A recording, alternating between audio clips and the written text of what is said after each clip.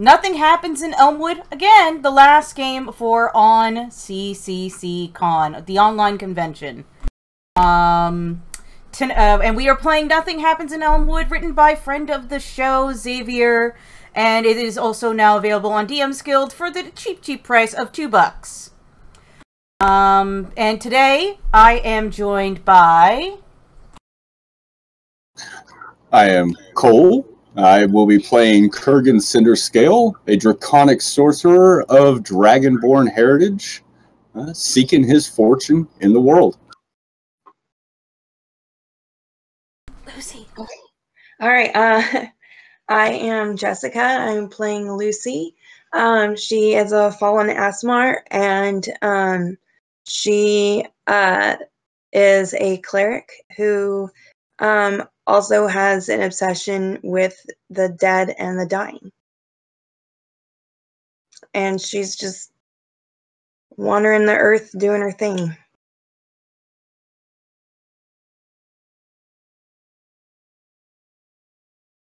And... I am David, also known as GM Blitz. I am playing Saigot Ingorite Wither, who is a hexblade that was quite content doing his smithing abilities, making swords and armor, when he discovered this unknown power, and now is just trying to get a handle on it. Thank you for joining me today. And we also have Sir not appearing just yet as he reboots his computer. Alright. You have all been invited to the estate of Lady Elsa Tillingwood in Melvaunt in the Forgotten Realms. You all received this invitation, head over there to this lovely, stately sort of manor, and you are ushered in by her manservant, and you go past the parlors and drawing rooms and the like, which you would typically expect to meet a client at, and instead are taken into a bedroom where you see this this human woman that looks exceptionally old and frail. Like, she looks well beyond 100. And you know from around town she's supposed to be in her, like, early 60s. She looks so frail that if you sneezed at her, she might just disappear. She beckons you forward. Come closer, my dears. Humans don't seem to age very well. Especially not to me, it seems. I have been afflicted with some sort of malady. I have been to every cleric and every doctor in Melvaunt and for miles around. No one can seem to figure out what this is or how to cure me. However, my associates have told me of a miracle child with magical abilities in the small town of Elmwood, a few weeks journey to the north. I want you to bring me this child and his family. Tell them if his powers are true. They're welcome to stay upon my estate, and their child would be well educated and raised like a nobleman if he heals me. Sounds good, but what happens if they decide not to come? Would it be easier for you to travel there? Look at me. All right, good point. Yeah. I can barely. Even talking to you now wears me down. I don't have that much time left, so please be quick about it. I don't know. I think towing the line between life and death seems kind of neat. You got a special situation going on here. Look on the bright side. Oh, it's true. There are many like you who are curious to my condition, but after a while you just get tired, my dear. And you just stay tired. Have you ever heard of coffee? It's fabulous. Coffee only makes things worse. It gives me a huge headache. Oh, that's sad. That's disappointing. It is. I used to like drinking it before this. Now leave me. I'm tired. Like, it was just like I was saying. And with that, you can tell she lies sort of back down on her bed, and you can tell even this kind of short conversation has really worn her down. And her manservant ushers you out. He says, "Hello there. I will give you a cart, fine draft horses, and plenty of supplies for the journey to Elmwood. Here's a map of the area. It should be rather smooth sailing. After the Moander incident, the king really stepped up patrols and on the road, so you shouldn't come into any trouble." Now, the Moander incident is something that did happen. There's a few modules written about it. Basically, there's just a bunch of cultists up there looking for something, and they unleashed some sort of fire elemental thingamajigger. You've only heard stories. You weren't really there. Well, that's unfortunate. I could have used the opportunity to test these skills, but hey, all right, whatever. It is what it is. Yes. I would, Kurgan will, not wanting to tax the old lady, didn't bring it up, but the manservant, what type of payment are we expecting? As Kurgan is not want to do things simply for the humanitarian aspect. You will each receive a bag of gold, and there's also 2 health potions on the offer as well. And also favors from Lady Tillingwood. She does own a large shipping company. This isn't just for looks, if you catch my meaning. So we're talking will pull from his. We're talking a large bag of gold, a small bag of gold, a tiny bag of gold. 2 treasure points each. Kurgan will pull from his inside pocket a scroll that is a standard mercenary contract, and have the manservant jot down his name, sign it, and he properly annotates the offered reward, as that's what he does. And the G's will look at it, say good, very good. And I'm also going to say that she gives you some walking around money and the like. It's just for RP flavor. Yeah, as Saigot points to the Dragonborn there. What was that contract again? That's kind of interesting. I actually haven't thought about that. Ah, yes, Kurgan is happy to show you the ins and outs of a proper mercenary contract, as he will even hand over one of his blanks, expecting you to return it, unless, of course, you would like to purchase it from him. But he will show you the standard contract and what he expects from an employer. It is very finely written in legalese. Yeah, this seems boring. But yeah, okay. And with that, Jeeves ushers you into a fine cart with plenty of supplies, a little RP walking around money, and sends you off on your way. Now, the next part, the journey to Elmwood, is pretty nondescript. It takes you a few weeks.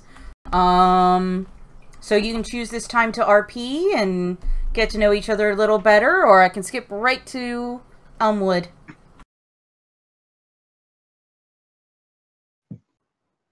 I think this is a good opportunity to figure out what's going on. Kiergan, I seem to remember you from somewhere, but I can't place it now. And this Asimir looks fairly interesting here. Hi. I am interesting. Cool. So, yeah. What makes you interesting? Oh, well, for one, I am really good at making people feel better. On the other side, I'm really good at making them not feel better. So it's pretty cool. What's interesting about yourself? Yes. My ability to make and shape weapons. Let me tell you, I can spend hours. So first, you have to pick out the most precious metal ingot, and that's really where it starts from. So you've got to really inspect it. You got to have a good high quality, because the more crap and junk that's made of it just makes the weapon completely worthless and brittle. Yes. So you really like purity. Of course. I mean, that's the key to making a fine weapon. I mean, wouldn't you agree, Kurgan? Kurgan kind of the Dragonborn equivalent of rolling his eyes, so his eye ridges would kind of pull down as he disdains the use of weapons. That's for the base sorts. So does that love for purity extend to all things, or just in particular items that you can craft into weaponry? I'm not sure what you're getting at. Oh, just as a curiosity. I believe she's asking if you are xenophobic. Xenophobic? And what about you? Your scales look amazing. They do, don't they? Ah, yes. It's nice to have one that appreciates them. This Kurgan kind of cleans a little bit of road dust off of them. They are a very, very nice red. He spends quite a bit of time maintaining his scales so that they're absolutely beautiful. Oh, may I touch one? Absolutely. He's much like a cat. I've always kind of pictured dragons in general being very cat-like. Yeah. And so he's very, kind of preens at being, looked over. But, just don't rub his belly or he'll put his claws in you. And Saigot finds this completely amazing as he's watching this petting motion happen. So what are your two names? I'm Saigot. Ingolright Gwither. That is a lovely name. And you, sir? Right? I am Kurgan Cinderscale. Glorious. My name is Lucy. Right, that one's slightly better. And I'm sorry, you were? Lucy Fur. Oh. Interesting. Short. Oh, yes. I like to make things simple. So many other things in life are so complicated. Why make it harder? Ain't that the truth? Mm-hmm.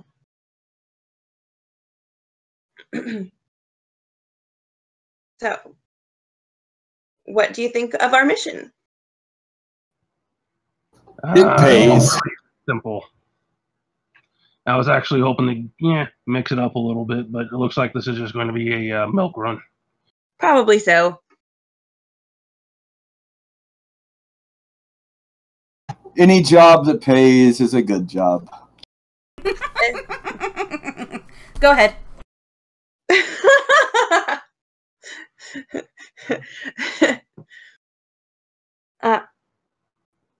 Not true. Not true. I have to disagree with that. I definitely don't think shoveling shit out of a horse stable is a good job at all, but it pays. If I was paid for you to shovel shit, sir, it would be a wonderful job. Good job. Well said, I think. Well, Darian, are you able to get in? I see your character sheet's up. Yep, I'm good. Okay, so you've been here the whole time. We're just kind of hand wave it. You've just been really quiet. Yeah, I just got in for the last 2 minutes here. Okay. To recap, you were invited to the estate of Lady Elsa Tillingwood. You get there. She looks exceptionally old. She looks frail. There's some weird illness taking over her. She asks you to go to Elmwood to find this kid who apparently has magical powers, and to cure her. And if it works, the kid will live in their life in luxury. Them and the whole family. All right. And you're just on your way to Elmwood. They were just doing some RP before we arrived. This is in the weeks on the trail. Would you like to introduce your character, actually? I see Calgar. Calgar, that's right. The mighty barbarian from the north. You are quite mighty. Awesome. All right, do you guys just want to skip ahead to Elmwood? Let's do it. Sure, Yeah. actually, Calgar, what race is Calgar? Human. Human? Oh, okay. So, are there any special features we might notice about him? Rugged. Just been through fights. A lot of fights. Okay. Lucy is very sparkly. Fit. And Saigot looks like his very skin has taken on the ash of being over a smith 16 hours a day, 5 days a week. Nice. Lucy looks like she's just been at the disco.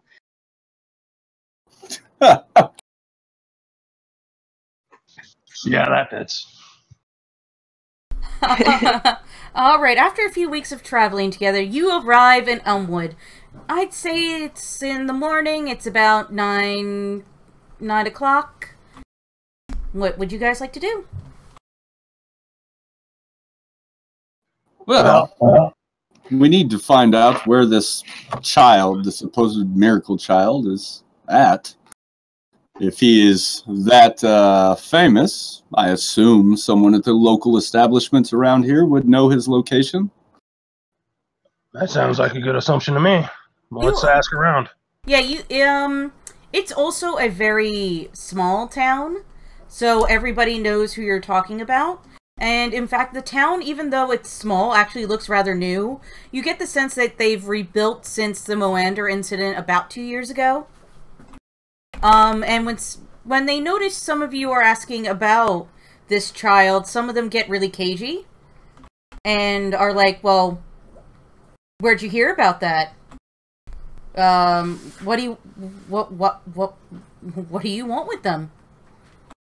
Well, we've been hired to offer him a sweet deal to heal a little nice, well, actually, I don't know if she's nice or not, but an old lady that really doesn't want to die.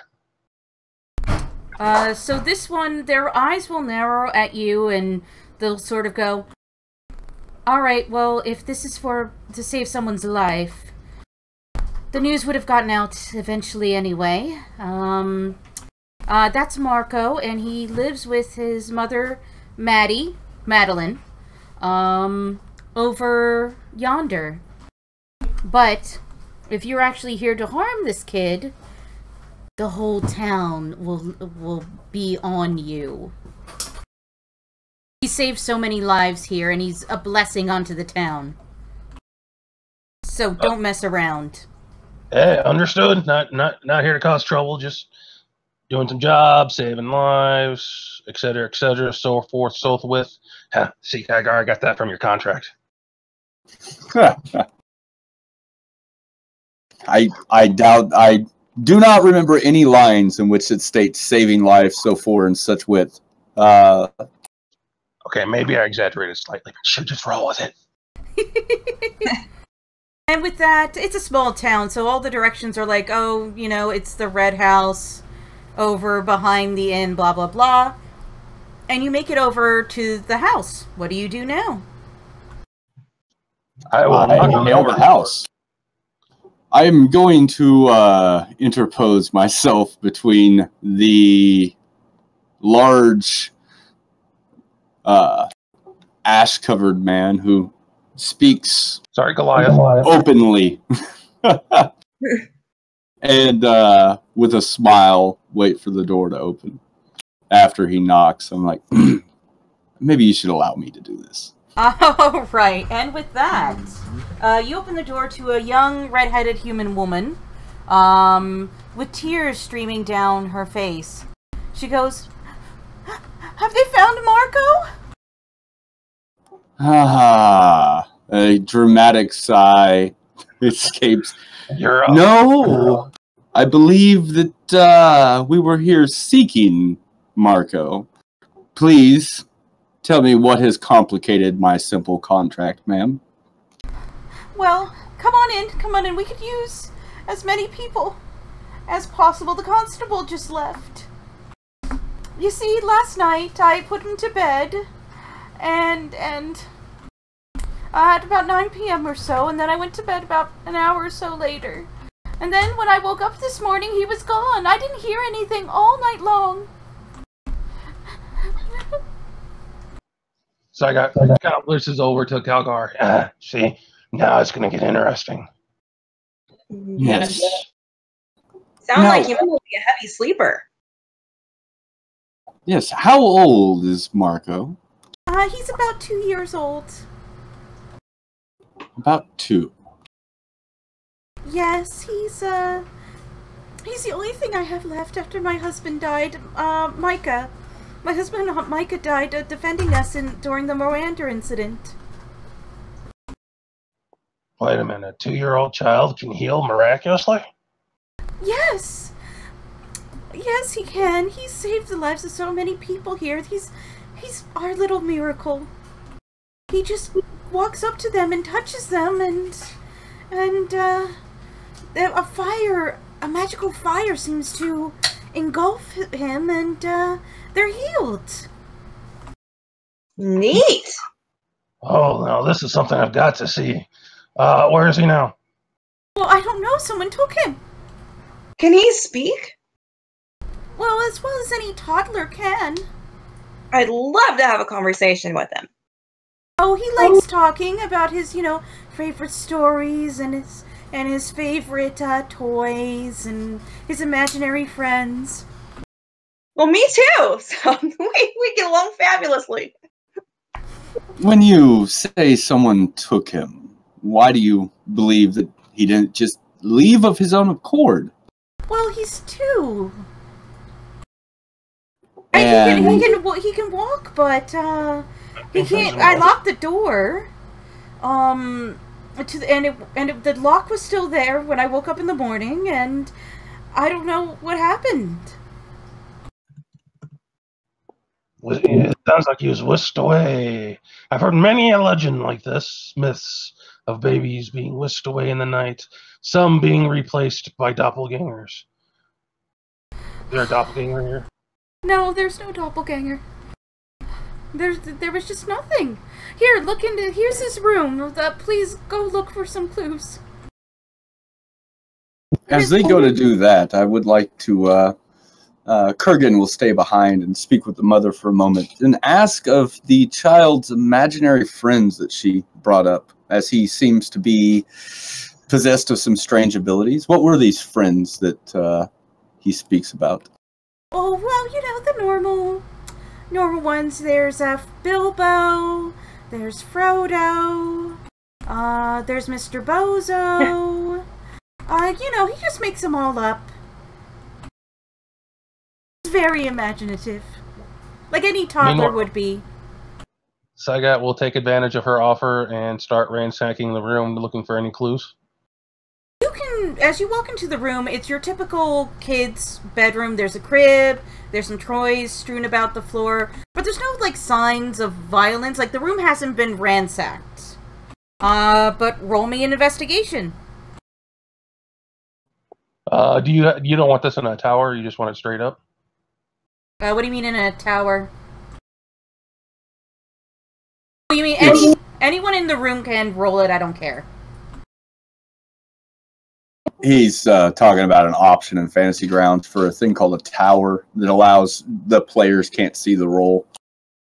Oh, okay. That might explain why one player who's completely new to Fantasy Grounds like his rolls weren't showing up. I prefer open rolling. Okay, I rolled it. You can tell that the lock was picked from the outside, but not much else.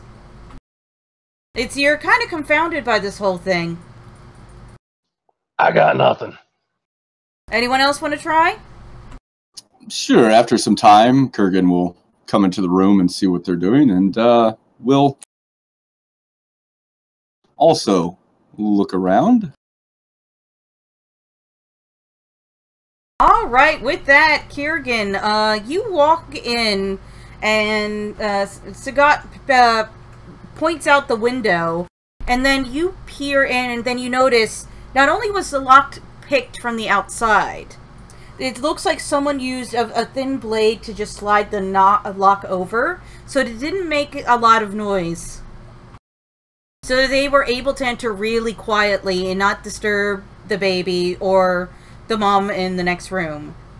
So you're getting the sense that someone sort of very quietly went in, picked up Marco while he was dead asleep, and very gently and very quietly carried him outside.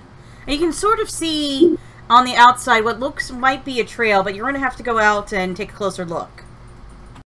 Yes, absolutely. Kurgan would like to step out and try to see if he can find any tracks, anything of that nature. I believe we have a barbarian with us, right? Yes. Yeah. So I will try to bring him with me, as I imagine he would be better at this tracking stuff than Kurgan would. All right. What was I about to say? Oh, roll me either an investigation or a survival.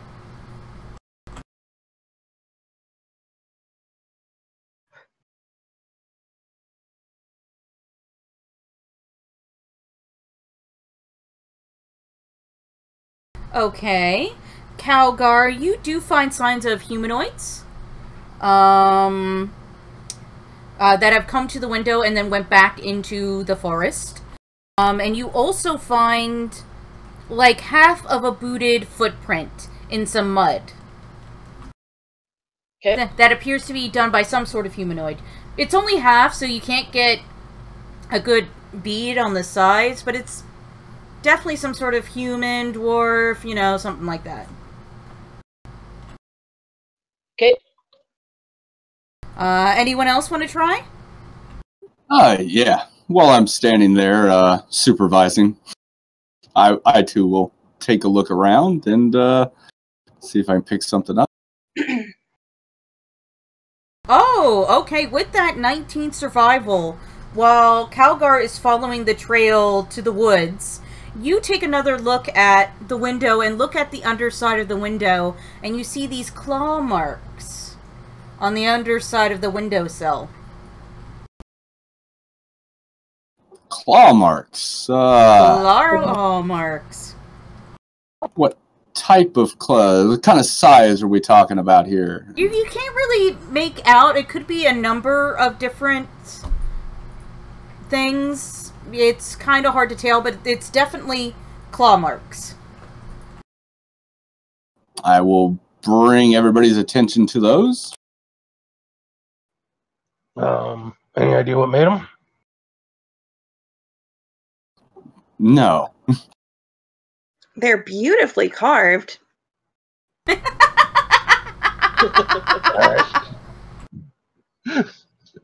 right. Do we know how long they've been there? You can tell that they're fairly fresh. The windowsill was painted, and you can see just like the fresh wood underneath, and it hasn't become damaged over time. So you're thinking this was probably related to the Marco kidnapping. Kurgan will hold his hand up next to the claw marks and try to discern the average size of whatever made them. You get the sense that it's smaller than your hand, because you're putting up like your hand to the claw marks, and it's you get that your Dragonborn tend to be rather tall and tough, So you're getting it was probably the idea that it was probably a smaller being, a being smaller than yourself that did it. Do they look? That's giving. I would get really awkward for you there, Kiergan, if they were a match. Do they look like a critter carvings, or like a like a raccoon, would try to break into something like that, sort of scratches, or It definitely doesn't look like a raccoon. Okay. It doesn't look like a mundane creature. Okay. It doesn't look like a dog or a cat scratched something. It's definitely some sort of being with a decent height to reach the window, and also appears to have been like grabbing the window to jimmy the lock into the bedroom and then go in. Then my previous comment still stands. They're beautifully carved. Very much.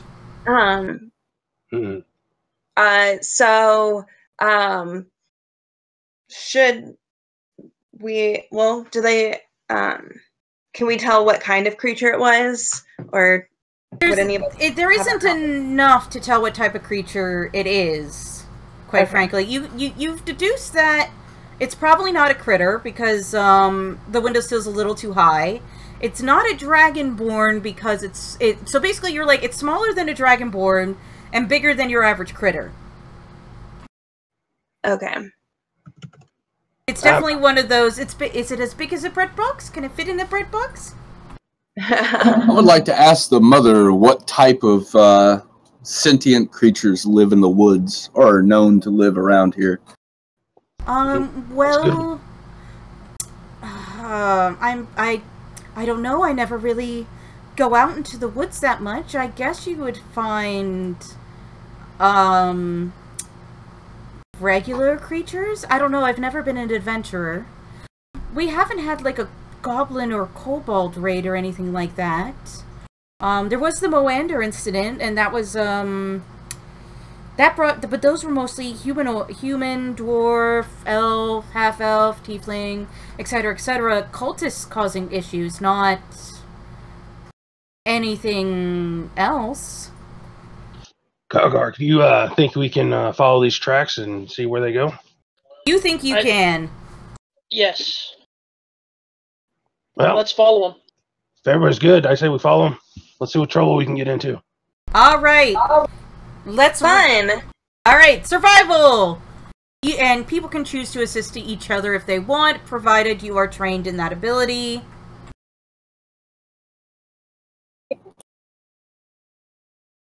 So, everybody roll survival?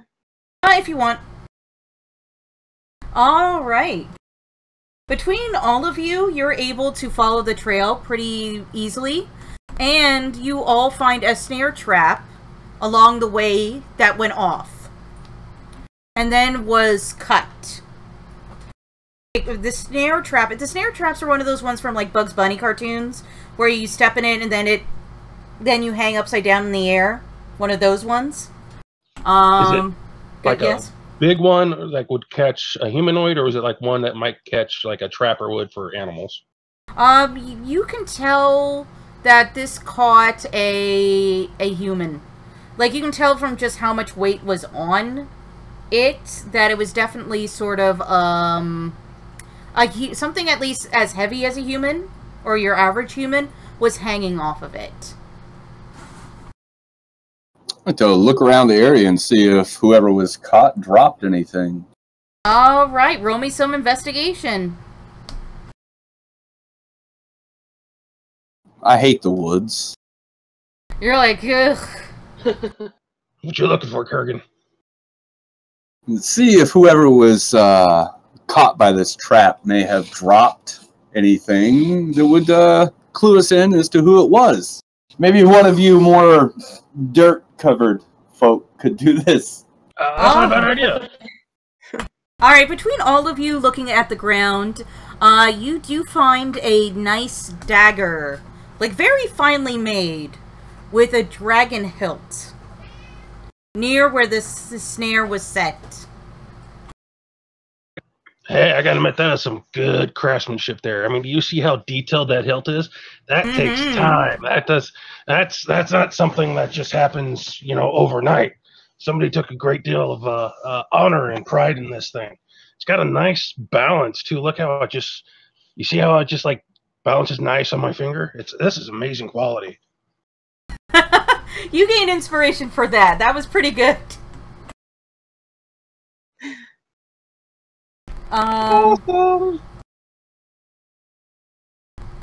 If you want, someone can roll me religion to see what the carvings mean.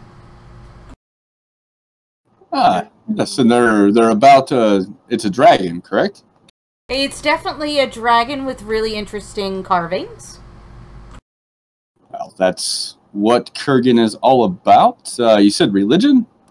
Religion.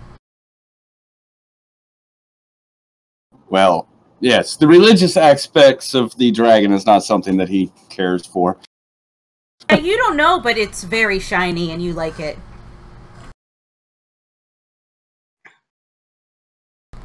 Alright, if you guys want to continue on. Yeah, I'm assuming that Kurgan is taking the dagger then? No, he doesn't take it. Unless it is of a red dragon, in which case he would absolutely want to hold on to it, but... I'm not sure if it's of a red dragon. It can be red if you want it. No, if it's of a red dragon, then yes, absolutely. He would be quite enamored with it. If you want it to be red, it can be red. Would you like to know how they managed to dye that metal red so it comes out that way?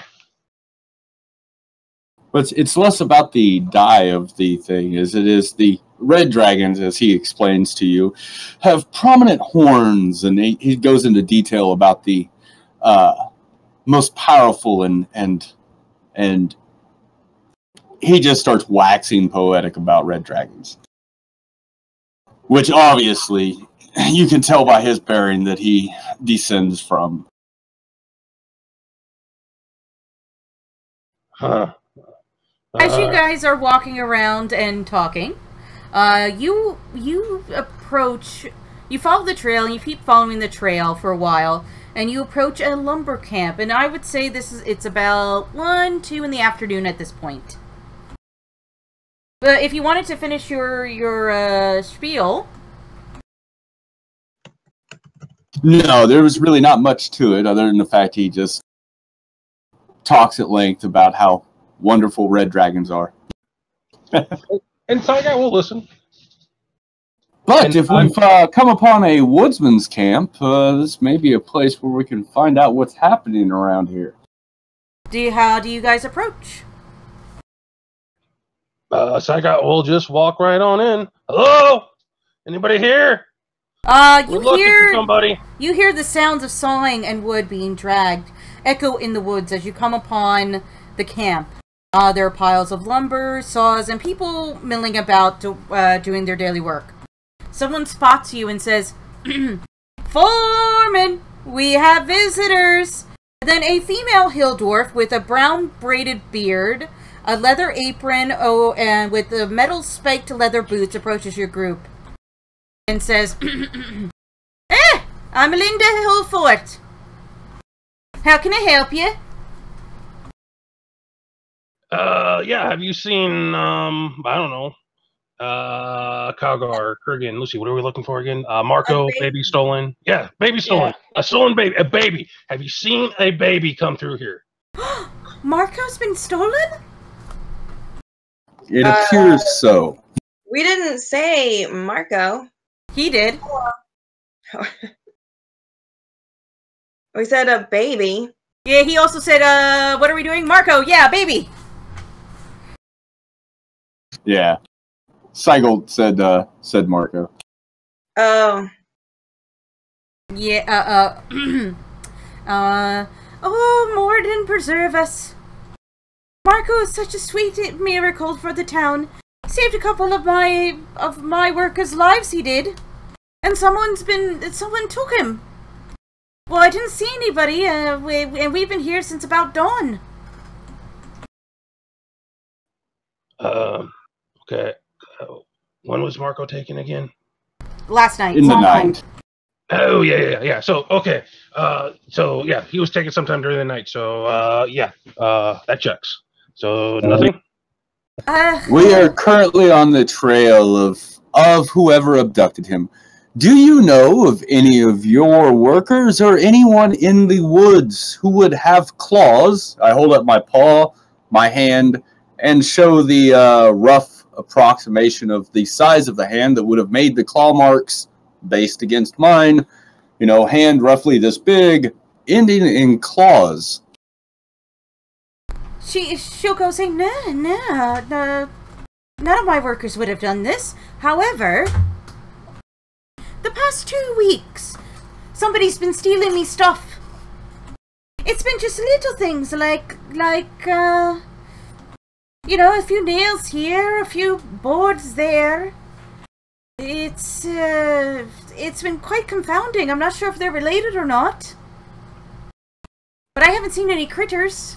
Or anyone I don't know. Elmwood is a small town. So you're saying that mostly what was stolen from you would be building materials? Right. Interesting. It's I don't know much about much else, but, you know, somebody's building something? I suppose so. It just seemed very odd because we're a small town and we might not have a lot of money, but no one goes about begging in town. You know, we all work together if someone needs something. It's been quite peculiar. But you're welcome to look around to my camp and talk to anyone you like. Oh, I really do hope you find poor Marco. Hey, Calgar, do you think you can, I don't know, take a look around and see if you could see if those tracks come anywhere through here, around here, by here? Yes, I will. You can actually tell you don't need to roll that it goes through the camp. So they were pretty comfortable. They didn't like circle around, and they also, at the same time, there's like a proper trail from Elmwood to this camp that they didn't take. They decided to cut through the woods and cut through this lumber camp.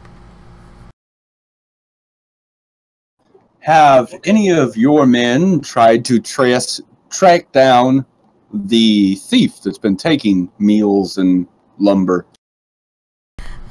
Well, we've tried. It's just been quite confounding. It's been in such small amounts, I didn't feel the need to hire a guard. I figured I'd just catch him one day. Can I roll a insight check? See if she's Sure.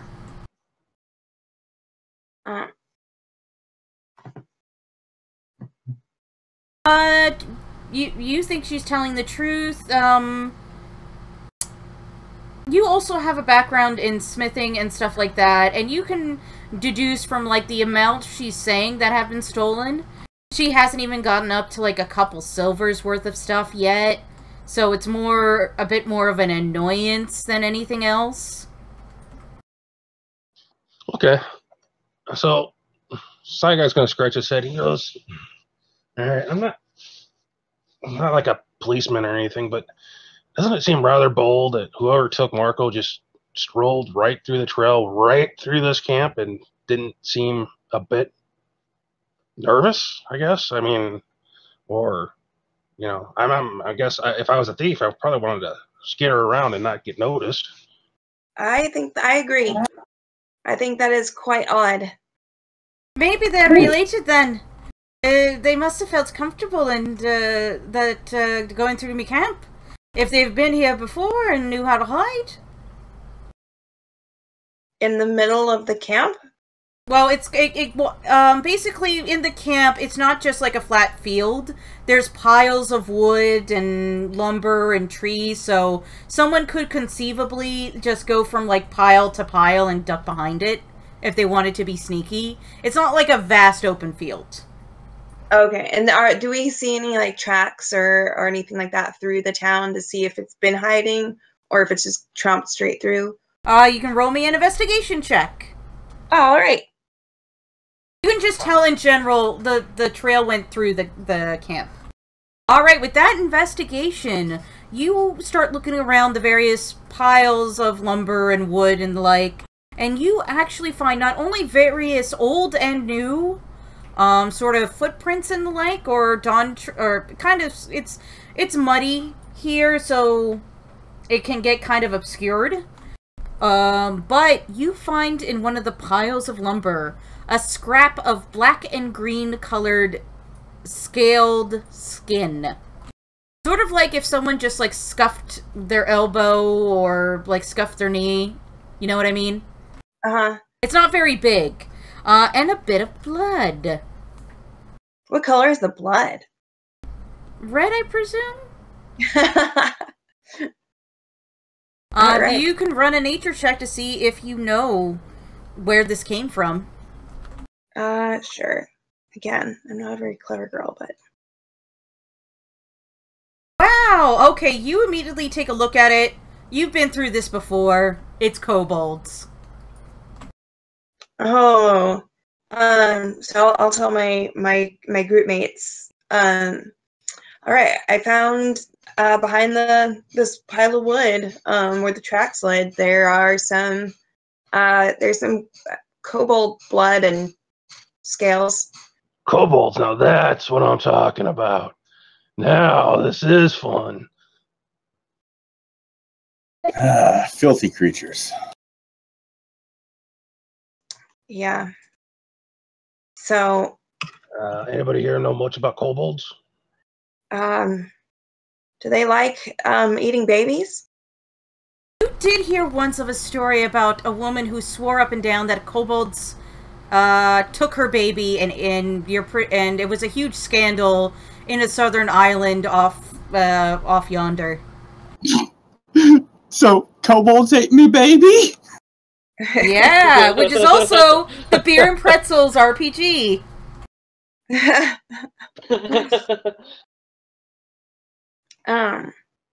They seem to me like they want to be Dragonborn wannabes. Yes, they worship dragons, but they're no better than rats that are scaled. Cowards. Now we know what we're looking for, though. We probably should make haste, as any time wasted may mean the end of the child. Saigot kind of cracks his neck and goes, "Let's go." Alright, with that, you guys set forth on the trail. Roll me some survival checks. Okay.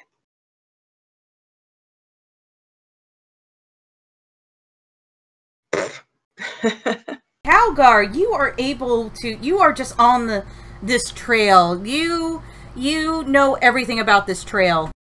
You notice not only do you see signs of dragging, like someone was dragging one of the pieces of wood, or like a wooden board behind them.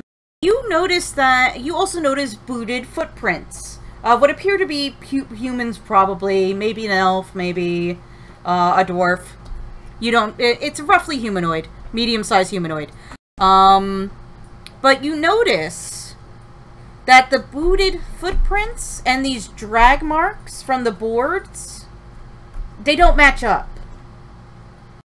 It's like two different groups have been through here at different times. Interesting.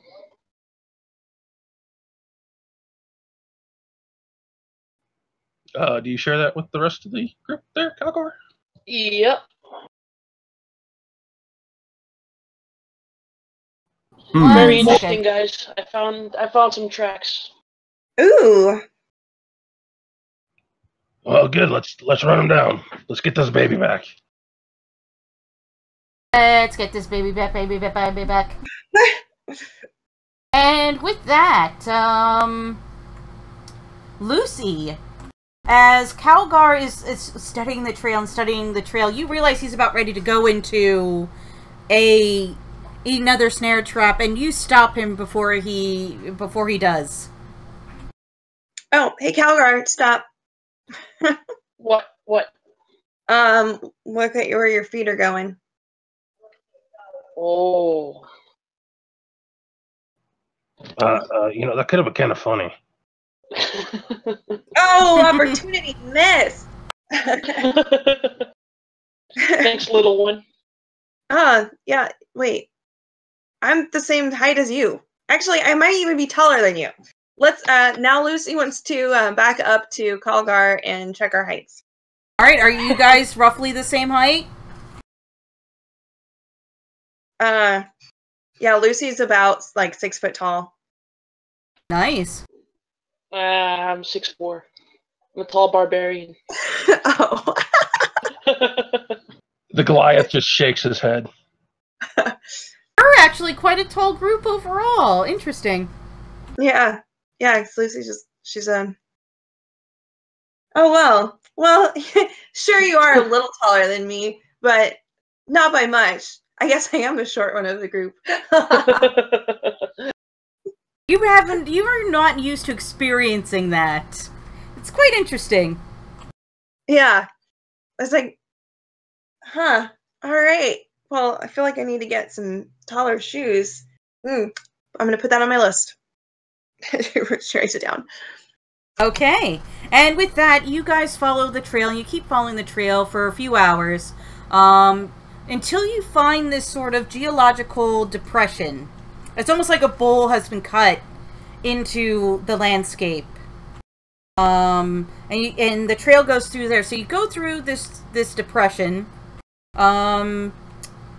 It's about 50 feet across, 30 feet down. There's massive trees, large roots, thorny bushes, and rocks all over the place. It's almost dusk, and a cold drizzle starts pouring on your forehead. And then you find a cave. And right next to the entrance of the cave is the burnt body of a woman. Gross. The burnt body of a woman, huh? Yep. How hard is she? Like, cooked or just burned to death? She's pretty cooked. Oh, fire's Kurgan's specialty. So he's going to take a quick second to... How was she cooked? Does this appear to be magical fire, or does it look like she was, tied to a stake, had oil dumped on her? Anything he can tell about what caused the burning? Was she part of a recipe? What you see is, you can tell it's fairly recent. It doesn't take a roll to notice, because her body's still quite warm, and rigor mortis has not set in. You can also use, since fire is your specialty, you get a whiff of her, and it smells kind of acrid. So you're thinking this is some sort of alchemical fire, and it was thrown at her, and that's how she died. You also see an emblem of the Scarlet Fangs, a notorious thieves' guild, on what little bit that wasn't burnt on her body. I will point that out and look around for... Is there any place in which somebody could have been in hiding and thrown, say, alchemist fire at her? You look into the mouth of this cave, and do you have dark vision? No, Dragonborns do not have dark vision. That is correct. You can't see anything. But I will. This is the perfect opportunity to show the map. Sagat is very uncomfortable by this. This is not what fire is intended for in his book. Yeah. Well, Lucy's kind of interested in the corpse, just to see if she can find out more about the woman herself, and less the death. It's pretty... She's pretty burnt. Okay. Other than the sign of the Thieves Guild, you don't know much about her. Okay. Do we know what, or like how big is she? She's average height. Okay, so can I tell by her size, like her race, or what about she might be, or? You're getting the sense that she was probably a human. Okay. Maybe a half-elf, but probably a human. Okay. Also, she smells gross. It's very acrid. Yeah. 1 second. Zygot takes out his warhammer and starts twirling it around, feeling very, very anxious. Kurgan will pull a torch from his pack and light it with a cantrip.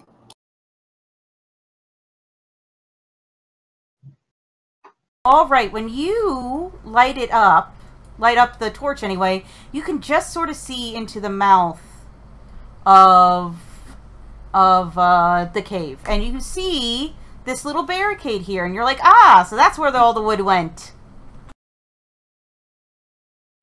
Oh, I don't have the map. 1 second, I'm just getting everything set up on the map, okay. and then I will share and get your characters on there, and then I will share it. Okay. How tall is the barricade? I mean, can we walk over it? It's about 3 feet tall, I think. You can choose to jump over it if you wish. 1 second.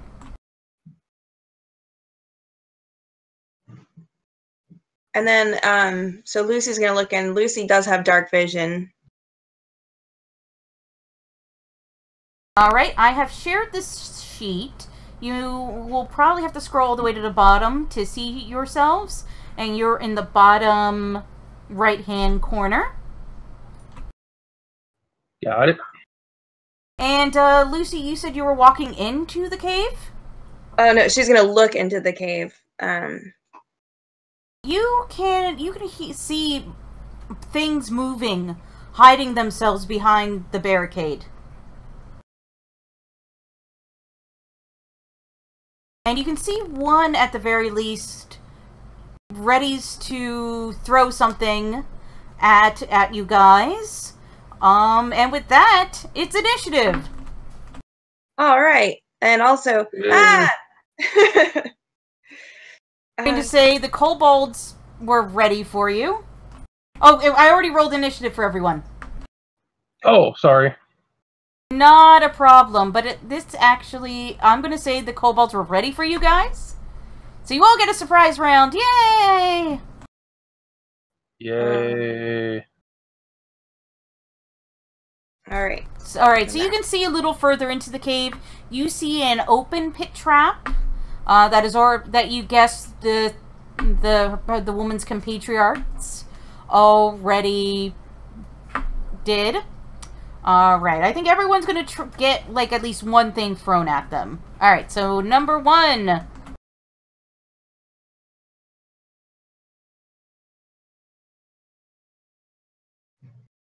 Miss!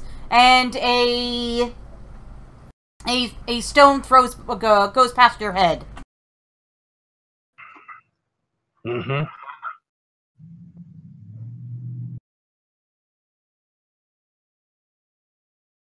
Another stone goes past your head, Lucy. Ah!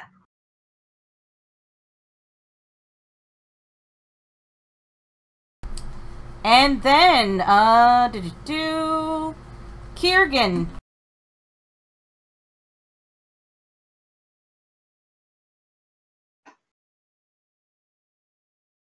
You also get another sling past your head. That also misses. And Calgar, you also get a sling. Get They all miss. Alright, back to the top of the initiative round. Lucy, Yeah. Fur. Okay. Well, those people are annoying, so let's see what we do. And all right, so Lucy is going to pick out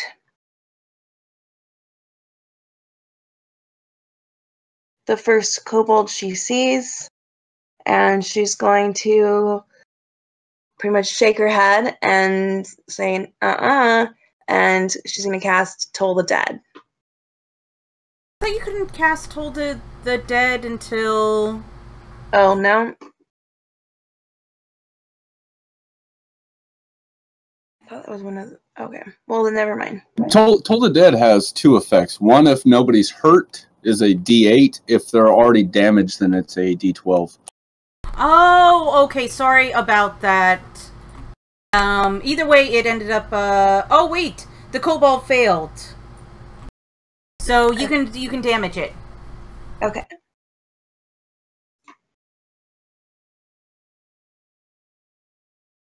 Damn, nice. All right. So, Ow! Very nice. You basically knock him out. so God damn. he must have gotten the message. So, all right. Anything else you would want to do? I believe that's all I can do right now. So I will pass my turn. Sorry, we both hit the button at the same time. Sigat! Oh. So can I see inside them? Can I see them okay, or are they still... Do you have dark vision? I don't have dark vision. There is a torch lit, so you can kind of see them. Okay. I'm gonna see how well this works. I am going to move.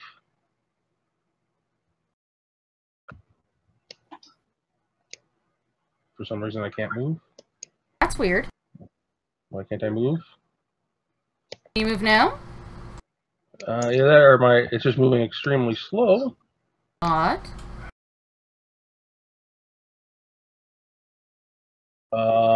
And then target him and cast my Eldritch Blast, which seems to be a fairly nice spell. Oh, it does. That's a hit! That sucks. And then I'll finish my movement. It gets better.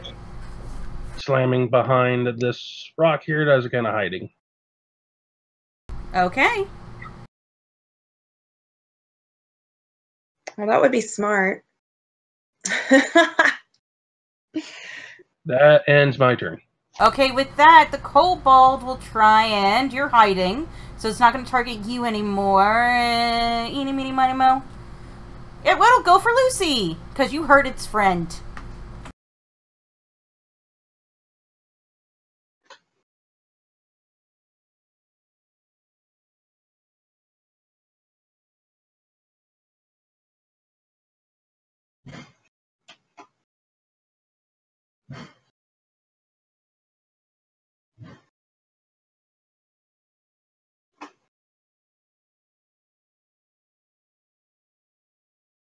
And a sling just whiffs by your head.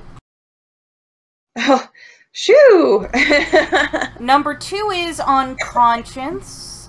So I'm just going to delete him from the tracker for now, make it a little cleaner. Kobold number 4 is going to, let's see, attack Calgar.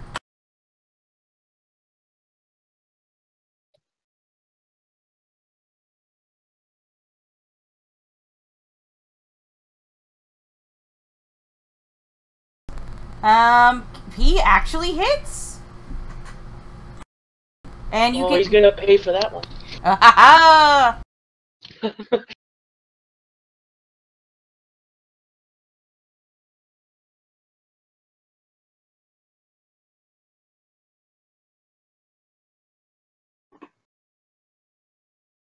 He's going to move forward, waiting for your... And he's actually going to hold his action. Kobold Inventor 2 is going to mosey on up. And also hold his action. Calgar! Alright. I'm going to I'm gonna rage first. Would you like to rage? I just got hit with a sling. I'm very pissed now. That'll do it. I can't believe they hit me. No one makes me bleed my own blood. That's what you get to being 6'4".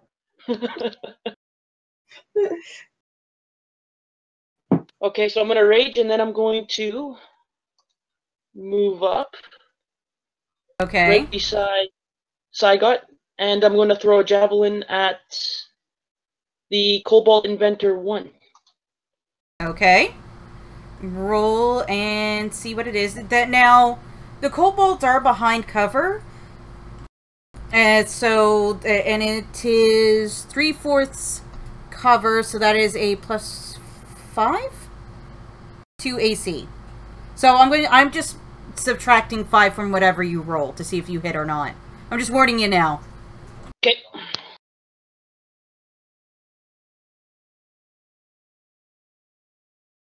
Oh.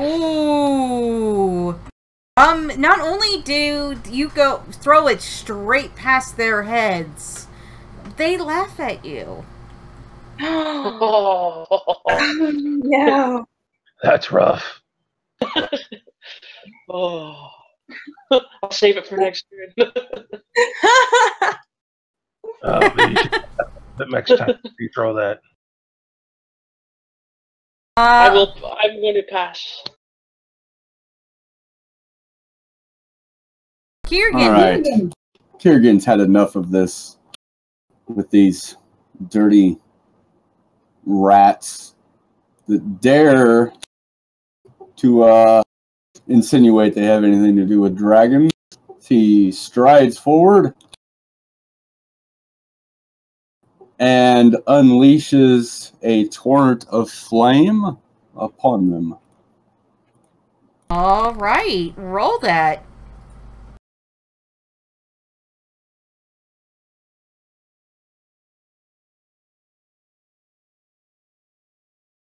Wow. Okay, and with that, they all pretty much die or get knocked unconscious. All right, I admit that was impressive. That was impressive. Lucy's clapping. Wrong.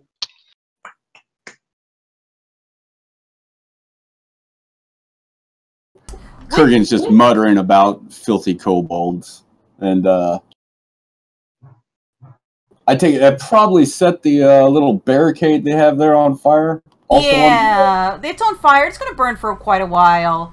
And you look down into this pit trap, and you see what looks to be another Scarlet Fang at the bottom. Ah.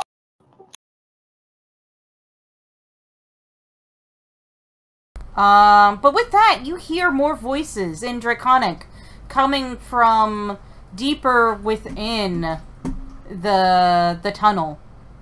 And a lot of activity. In Draconic, then, I will shout down into the tunnel to bring out the child before I am forced to come in and get him. And you'll hear a voice back to you in Draconic going, "You're not stealing our god!"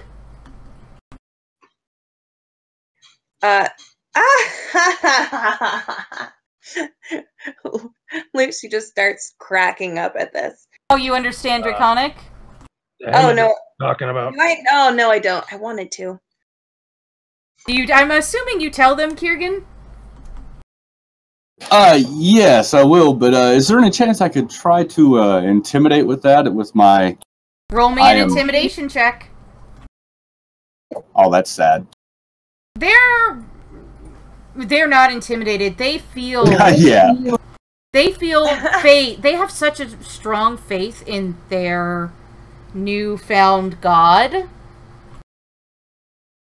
that they're not quite afraid of you. They, and they're also emboldened because, there was a couple other people trying to take their god, and they were able to kill them all, so, they're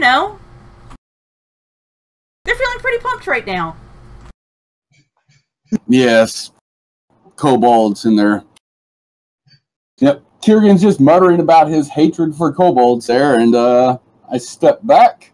Got a nice little toasty fire burning here, so we should have some light going.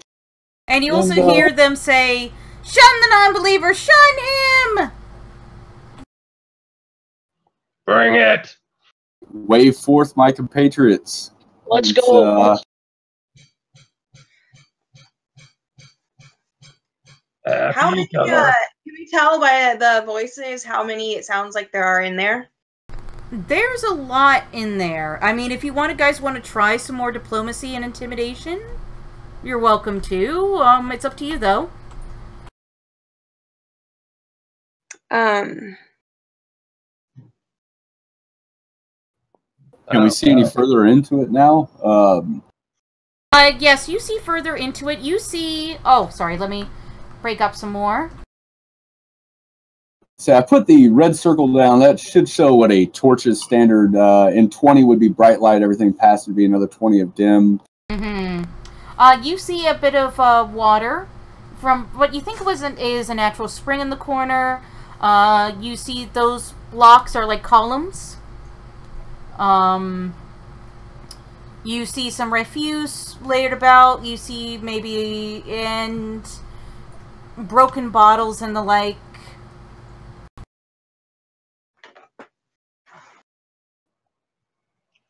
So from Saigod's perspective, he doesn't know all much about kobolds, but from what he does know, they seem more akin to fighting than diplomacy.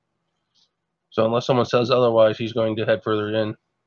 Yeah, that's what I'm waving in the enraged barbarian and everybody else. All right, you can giving you the go, go, go. You know, I'm giving you just a chance to sort of go in, and we'll maintain the same initiative order, and you can maintain your rage. It's just now you're entering in, and you can do some free movement. Oh yes. Can we look over the bodies and see if there's anything of any value? Probably not. They're kind of burnt real bad. Yeah, that's true. But still, metal. I can always use a metal.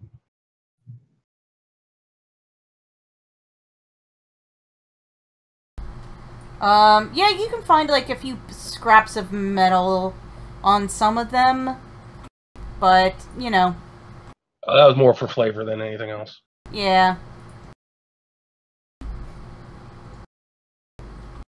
And I also still have my torch with me, so yeah, just keep moving it. You just keep moving it as far as you want, and I'll keep exposing. So we'll make a dash up to the next boulder. And hold it. This is what you all see.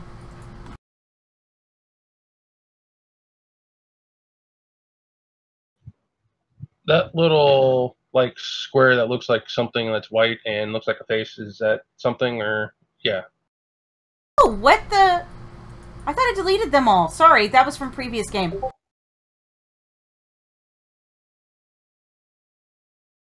Yep, that was just another player character. Pay them no mind.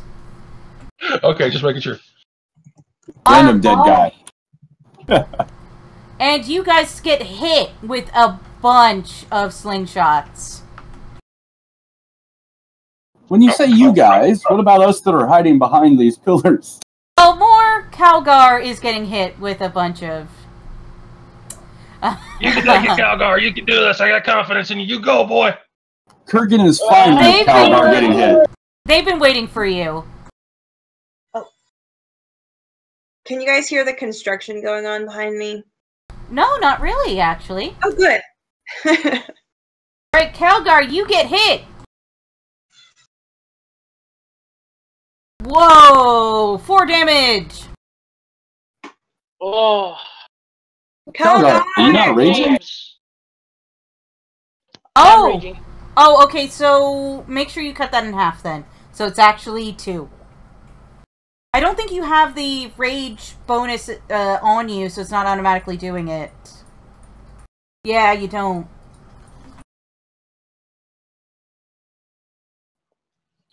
Okay. Did you drop the rage effect on you there, Andrew? I didn't. You can delete 2 and drop a rage effect on you before we continue. How do I do that? Control click yourself and and that. It's right there. Make an effect that has that. Sorry, say that again? If you look in the chat, I've put what you need to for your effect. That's the rage effect. Yeah, sorry, Andrew, I got you spoiled. You have to kind of do that manually at this one. So create an effect on your actions tab called Rage, and you'll put what I've just dropped in chat there. You'll put that in as the effect, and then you'll apply that to yourself. Or, let me see if I can... Here, I could probably apply it to you. Give me just a second. Thank you. Sure. I got it. I got it. Do you? Okay.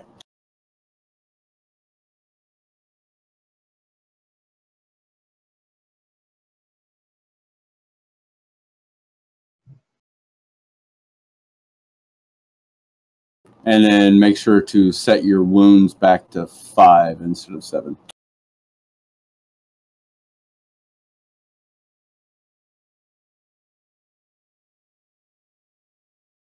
Okay, I don't got it. Here. Go ahead. I'll make the effect here on my sheet and then just drop it on you. Just remind me when you stop.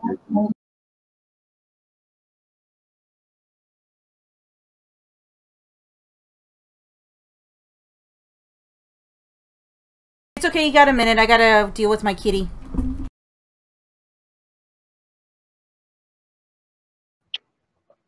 I'm trying to sit on keyboards. Oh my god.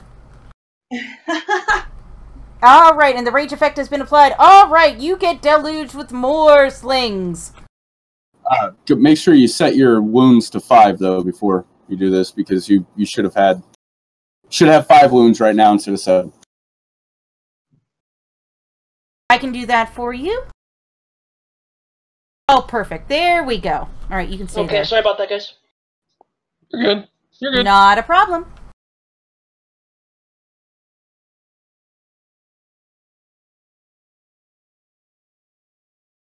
That one was a miss.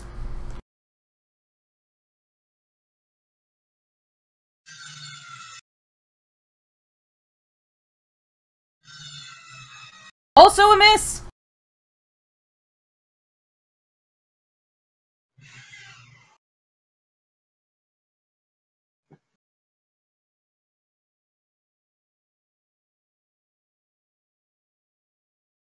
Another miss.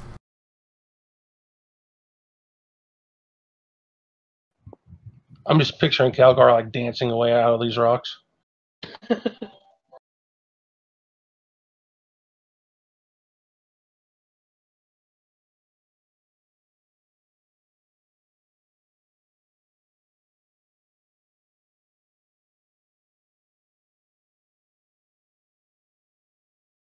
Oh, we got a hit. Oh.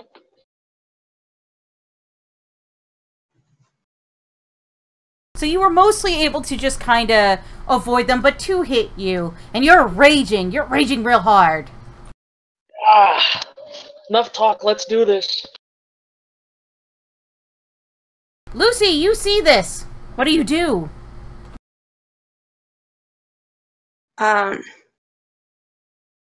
First, I scream to Calgar, get out of the way! And then next, Lucy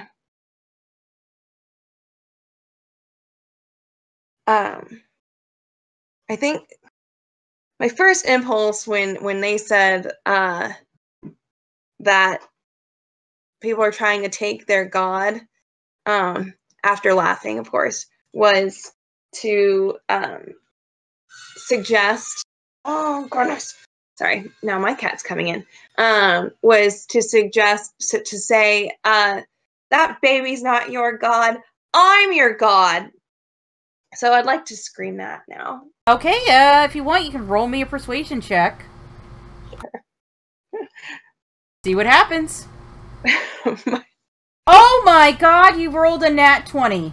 I was expecting you to just fail spectacularly.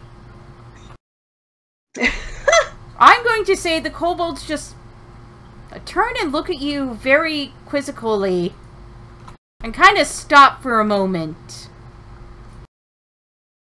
One of them goes, well, prove it, in Draconic. Oh, wait. Do these guys...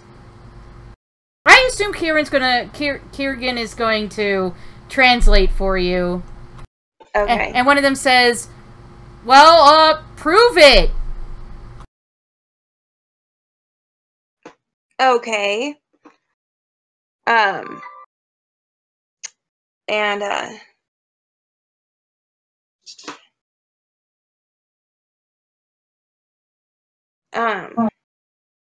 Oh, wait.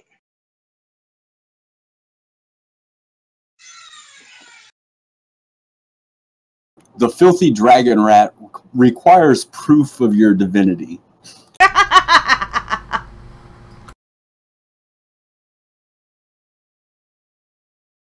Okay.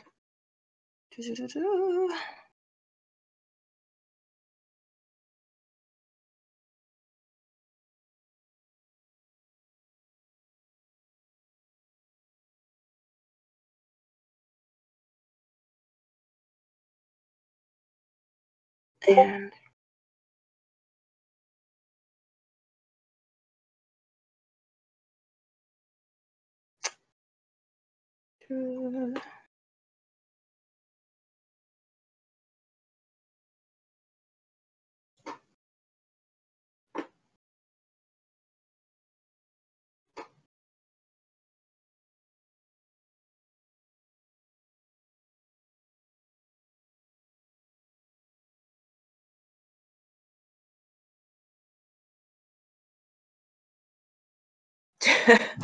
darn it.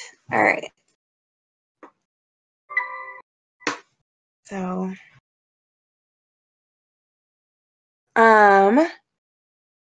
what she will do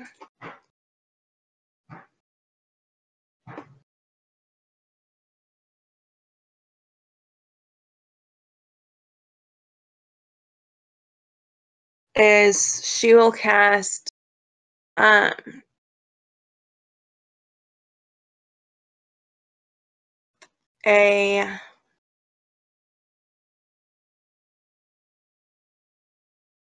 Okay. let's see. You have thaumaturgy? I do. I had stuff as my character in another game that were different. That would be really cool right now. I wasn't prepared for a prove it. So I'll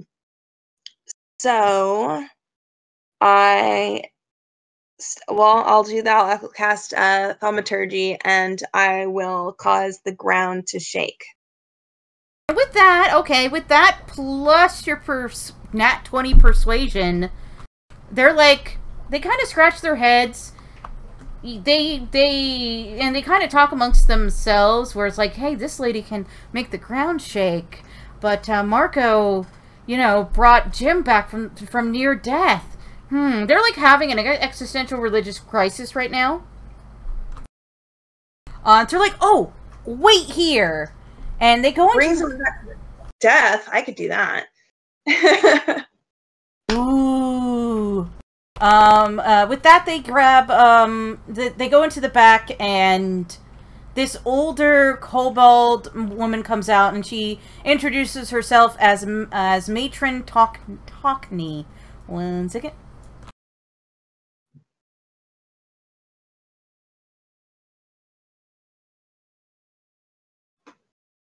And with this, it's Matron Talkney. She says, who are you to claim that you're also our god? your god. Oh, really? Were you also... She takes a look in your face and says, were you sent here by the Warlock Z? This something. I don't know who that is, so no.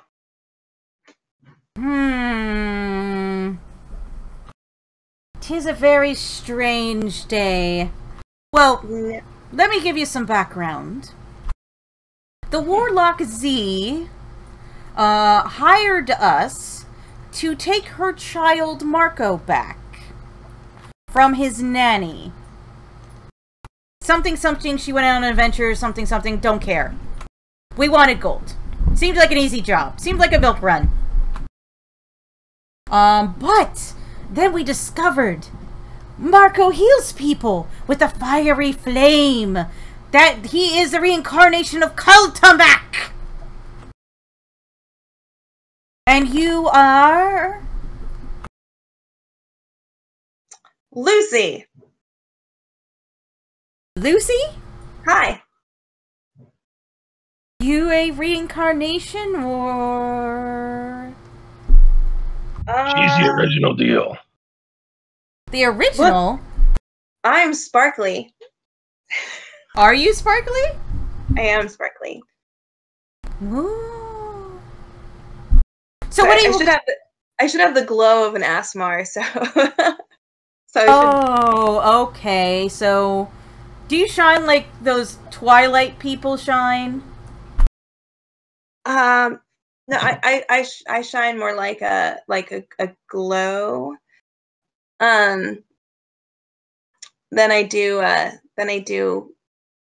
a sparkle. Like more like a brightness or dimness sparkle.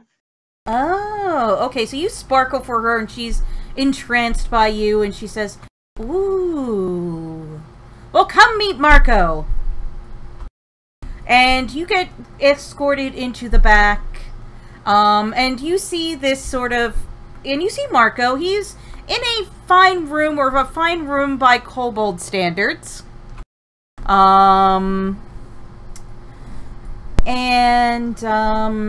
You see this sort of circle of priests staring at a tantruming toddler, trying to interpret his movements like someone would try and interpret tea leaves. He's sort of sitting there and going, I want one of the priests will be like, cookie? Then the toddler will slap it out of the priest's hand, and the priest will just shake his head and go, but you wanted cookie a minute ago. Oh.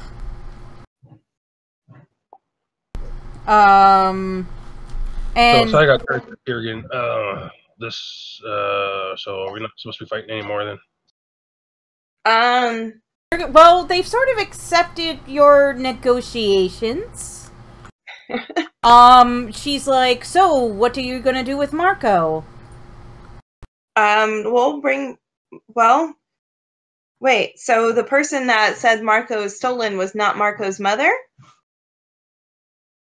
Well, okay, so now you look at Marco, and it looks a lot like the woman you met earlier, and you get the sense that, no, she's actually his mom, and this warlock was telling them a lie. Ah, okay. A very weird, strange lie about leaving the kid with the nanny, and the nanny running off with the kid, so thus she paid kobolds to get her kid back. That doesn't make any sense. Yeah. Yeah, especially if there's a warlock. The warlock could just walk up to the house where there's a peasant woman and just, easily defeat peasant woman from baby. Exactly. It looks like we probably need to take Marco back. And if you need any, godlike healing, I can do that for you. And then when you leave, I just give you my calling card, and anytime you need me, I am your deity. You just pray. All right, but we want visitation rights. Oh, to visit? Maybe we could negotiate that with the woman. And we're also out of gold somewhere, being that we didn't turn over the child to the Warlock Z. We could use a little bit of gold. And you also get the sense that the walking around money Lady Elsa gave you could be used to just kind of pay them off. Yeah, when they start talking about gold, Kurgan will kind of snarl, raising a lip. A little bit of smoke curls from his nostrils. Well, if the woman does allow you to come visit Marco, then I mean maybe you would actually just get paid by Marco being able to heal you here and then. I mean, the gift of life seems to me a lot more precious than just mere money. She'll sign and just look at Marco kind of tantruming, and you can tell he does have magical... She was a bit more skeptical about him being a god, per se, but she really liked his magical powers, but at the same time, this kid is getting real annoying. It isn't like a kobold baby. So she's like, alright, you can take the baby back, and I'll take your card. We'll be praying hard for you. Alright, well, thank you very much. And, Lucy gives I guess a little piece of paper from her book, with her name on it, and draws, a little person's face with a halo around their head, and yeah, here I am, Lucy Fur.